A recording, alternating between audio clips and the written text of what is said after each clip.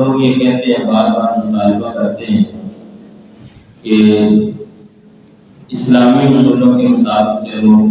کامیاب ہو جاؤ گے، حکمرانوں کو گزارشات کرتے ہیں، بڑوں کو کہتے ہیں، ہر جگہ ہم کہتے ہیں کہ ہر ادارے کو اسلامی اصولوں کے مطابق چلاؤ کامیاب ہو جاؤ گے۔ بعض لوگوں کے ذہن میں یہ سوال پیدا ہوتا ہے کہ جو اسلامی ممالک ہیں وہ پیچھے ہیں، حالانکہ آپ کہتے ہیں کہ اسلامی اصولوں سے آپ بڑے مضبوط ہیں، تو جو اسلامی ممالک ہیں پھر ان کو مضبوط ہونا چاہیے، حالانکہ اسلامی ممالک کئی معاملات میں کمزور ہیں، جبکہ جو غیر اسلامی ممالک ہیں جن کے قومی مذہب غیر اسلامی ہیں وہ ہم سے آگے ہیں، معیشت کے اعتبار سے، نظام زندگی کے اعتبار سے وہ ہم سے آگے ہیں، ان کے قوانین ہم سے مضبوط ہیں۔ ایسا کیوں ہے حالانکہ وہ مسلمان بھی نہیں؟ آپ کے لیے یہ دعوت فکر ہے، ایسی سوچ کے لیے یہ دعوت فکر ہے۔ آپ غور کریں گے اور توجہ فرمائیں گے تو وہاں آپ کو پتہ چلے گا کہ اگرچہ ان کا قومی مذہب عیسائی ہے، یہودی ہے یا کوئی اور ہے، بدھ مت ہے، لیکن وہاں پر جو قوانین رائج ہیں وہ انہوں نے اسلام سے ہی اخذ کیے۔ ان کے طریقے،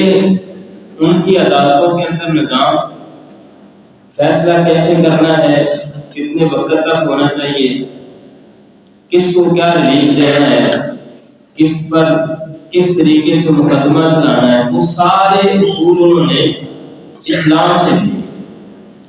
اگرچہ ان کا قومی مذہب اسلام نہیں ہے، لیکن جتنے اصول انہوں نے اسلام سے لیے ہیں اور ان پر وہ کاربند ہیں، اتنے معاملات میں وہ اسلامی ممالک سے آگے ہیں۔ تو نتیجہ یہ نکلا کہ جن لوگوں نے اسلامی قوانین کو رائج کیا، ان کا دامن مضبوطی سے تھاما، اگرچہ انہوں نے ان کو تسلیم کیا یا نہیں کیا، دل سے انہوں نے مانا یا نہیں مانا۔ آپ یہ باتیں سنتے رہتے ہیں کہ سائنسدان جو غیر اسلامی ہیں، پہلے تو سائنسدان بھی اللہ تعالیٰ کے فضل سے مسلمان تھے، سائنسدان جنہوں نے اتنی ساری ایجادات پیش کیے،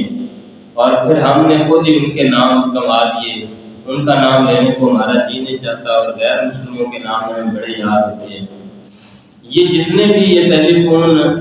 ریڈیو اور اس طریقے ادویات اور بہت سارے انسانی جسم پر ریسرچ جتنی بھی کی گئی، وہ سارے کے سارے یہ معاملات سب اسلامی سائنسدانوں نے کیے۔ یہ سارے سائنسدان مسلمان ہوا کرتے ہیں، اور یہ اپنے سارے اصول و ضوابط کہاں سے لیتے تھے؟ یہ قرآن پاک سے لیتے تھے، قرآن و حدیث سے یہ سارے اصول لیتے تھے۔ لوہے کو بنانے والے، اس کو نکھارنے والے، سونے کو نکھارنے والے، اس کو بنانے والے، یہ سارے کے سارے سائنسدان جو تھے یہ مسلمان تھے۔ بعد میں نظام ایسا آیا کہ شیطان کے بہکاوے میں آ کے مسلمان سے متنفر ہونے لگے، اور مسلمان اسلام سے دور ہونے لگے، اپنے آپ میں نام کے مسلمان رہ گئے اور عملی طور پر اس سے کمزور ہو گئے، پیچھے ہٹ گئے، اپنے سارے معاملات اب اسلام کے مطابق نہیں چلاتے، جس کی بنا پر یہ پھر آگے سارے نقصانات ہمیں برداشت کرنا پڑتے ہیں۔ تو مسلمان خود ان چیزوں سے پیچھے ہٹے۔ آج وہ دور ہے کہ آج جو غیر اسلامی سیاستدان ہیں ان کے نام بھی ہمیں یاد ہیں، ان کے کارنامے بھی ہمیں یاد ہیں، وہ ہمیں بڑے اچھے بھی لگتے ہیں، وہ ہمیں ہیروز بھی لگتے ہیں، لیکن جو ہمارے اسلامی سائنسدان یا وہ تھے ان کو ہم نے بلا دیا، ان کو ہم نے پیچھے چھوڑ دیا۔ آج کل غیر اسلامی سائنسدان بھی اس بات پر تحقیق کر کے بتاتے ہیں کہ اسلام کے اندر جو حضور پاک صلی اللہ علیہ وآلہ وسلم نے وضو کا طریقہ بتایا، اس وضو کرنے کے اندر انسان کی صحت کا کتنا راز چھپا ہے، کتنا بڑا راز چھپا ہے، اس کے چہرے پر کتنا نور آتا ہے، اور اس کے صبح وضو کرنے سے انسان کی طبیعت کیسے تازہ ہو جاتی ہے، انسان کو کتنے اس کے اچھے فوائد ہیں، وہ اس پر تحقیق کر کے بتاتے ہیں۔ نماز پڑھنے سے ہم دور ہیں، مسلمان ہو کے ہم نماز پڑھنے سے دور ہیں، لیکن غیر مسلم سائنسدان جو ہیں وہ اس پر تحقیق کر کے وہ بتاتے ہیں کہ نماز ایک ایسی بہترین ورزش بھی ہے کہ اگر بندہ نماز پڑھتا ہے تو اس کے 360 جسم کے جوڑ جو ہیں وہ سارے کے سارے اتنے خوبصورت طریقے سے حرکت کرتے ہیں کہ ایسے انسان بہت ساری بیماریوں سے محفوظ رہ سکتا ہے۔ یہ غیر مسلم تحقیق کر کے ہمیں بتاتا ہے، جبکہ مسلمان وہ ان چیزوں سے دور ہے، وہ ان چیزوں کے قریب نہیں آتے، ان کے نزدیک نہیں آتے۔ بالکل اسی طریقے جو غیر مسلم لوگ ہیں وہ حضور پاک صلی اللہ علیہ وآلہ وسلم کے طرز حکومت سے بھی قوانین لیتے ہیں، اس سے بھی وہ سبق سیکھتے ہیں، قرآن پاک سے بھی وہ سبق سیکھتے ہیں، اپنے مطلب کی باتیں وہ لے لیتے ہیں، لیکن جب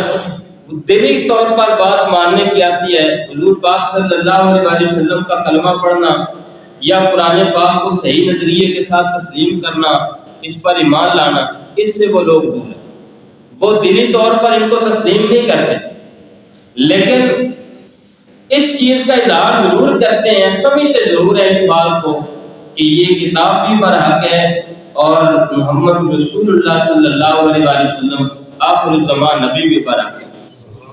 جب ان کے لوگ لکھتے ہیں آپ